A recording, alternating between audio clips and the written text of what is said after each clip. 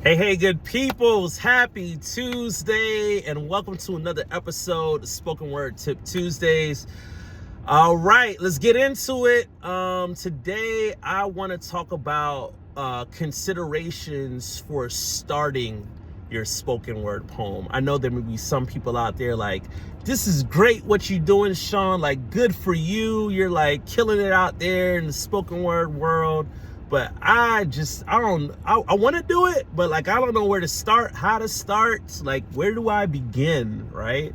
And so I want to offer some thoughts and some tips on how you could start off your spoken word poem. I know on a previous Spoken Word Tip Tuesdays, I talk about best ways to end a poem, but this time I want to focus on how to start it. But before we get into that, philosophically, I want to say that I believe that we were all created, right? I'm a monotheistic guy, right? I believe we were created by a divine creator, and that inherently makes us creative, right? That is my viewpoint, and I think a lot of people, because they don't necessarily produce a piece of art, poetry, music, painting, they feel like they're not creative, and I don't think that could be any further from the truth, right? Creativity shows up in a lot of different ways, right? So that's one, you are inherently creative. And two, most people speak, right? Most people speak. So the intersection of being inherently creative and speaking makes you have the capacity to be a spoken word poet. Ooh, stop playing with it, Sean. All right, I just want to get that out of the way. You can do it. I just want to lay the groundwork before I get into this, all right?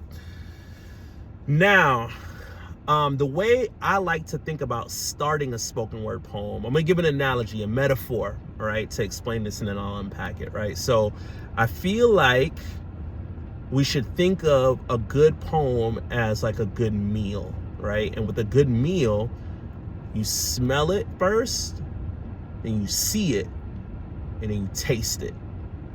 And when you smell it first, and then you see it, and then you taste it, it makes that overall experience that much more enjoyable, right? And so I feel like if you could sort of, in the beginning, hint at what's about to come later, then you are in the headspace of having a good starting for your poem. Now, the only way to know what's to come is to jot down all of your thoughts, right? Now, some people write linear, like they don't think about the end until like they're already in it.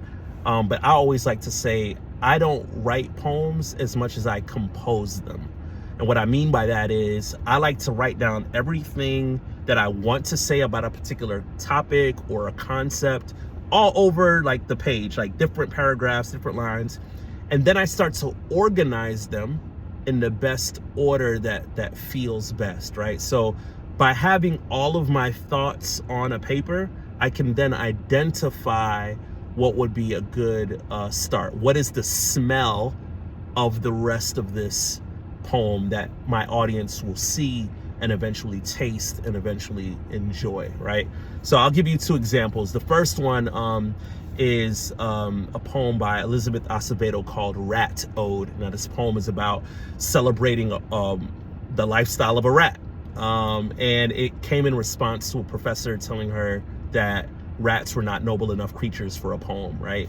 And she starts off that poem by saying, because you are not the admired nightingale, because you are not the noble doe, right? ... And then she kind of leads up to eventually getting to all of the things that is to be admired about a rat in terms of like its survival and its grit and all this kind of stuff, right? I have a poem called Hands of Time where I talk about my hands and other people's hands and appreciating like what's in front of you, right? Gratitude. And the first line is, before TI 83, 4, and 92 calculators, there was the abacus. Colorful rows of wood beads on wood frames for counting. Before that, there were fingers. My favorite, hopefully still used in preschools. 2 + 3 is 5. Not rocket science, but visually so easy to conceptualize. Hands are best for math. And more. I go on and on about hands, right? But you see how, like, on the front end, I sort of hint at what I'm about to talk about. And I think for those of you that are starting out, like, thinking about exactly what it is that you want to say and what's a kind of a light way to introduce that. But that is also sort of like a hook, and make sure that it grabs people's attention. And so the same rules that apply for just what works in speech, right, I think works in spoken word poetry, right? So having that hook, like making sure your audience has questions after your first line. You want your audience to be like, oh, tell me more. You know what I mean? So anything that you say that hints towards your poem, but the spirit of it, you can get a sense that there's more. Like that to me is the makings of a good start for a poem. Now, in terms of something a little bit more concrete, if you say, okay, that sounds great and it's all loosey-goosey or whatever, I'm gonna give you some, like, 5 concrete ways that you can start a poem, but it has to feel like a smell, if that makes sense, right? You can start with a fact about anything, like it's more like telling. I have a poem called H2O. I say, we can live without food longer than we can live without water, right? That's like it's a fact, right? You can go with a story, right? The beginnings of a story. You can go with a question, right? The first line being a question. You can start off your poem with a quote by someone else, as long as it's relevant to the rest of the poem. And lastly, you can start off with humor, right? Or a joke, right? So a fact, a story, a question, a quote, or a joke. Those are the 5 ways you can start a poem. But as long as the beginning of it hints at what the rest of the poem is going to be about, I think it's most enjoyable for your audience. All right. So hope that was helpful for you. And till next Tuesday, peace, love, and poetry.